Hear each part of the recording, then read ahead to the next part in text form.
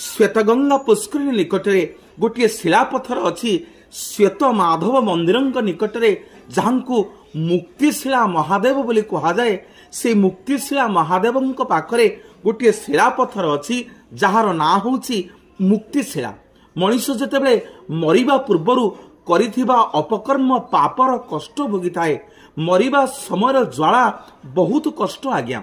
महाप्रभु जगन्नाथ सुंदर व्यवस्था करिसेंती ए मुक्तिशिला निकटरे। कथा अछि ए मुक्तिशिला पाखरे आपण पणा भोग करी भृगु आश्रम निकटरे थिबा उग्रेसन खंडारे से पणा भोग को छुआई कष्ट पाउथिबा से मृत्यु को सामना करुथिबा से लोक को से पणा भोग टिके देई देले संगे संगे तुरंत तार मृत्यु होइथाए एवं कष्टरू से मुक्ति पाई थाए। जो शिलापथर ना होची मुक्तिशिला एवं जहा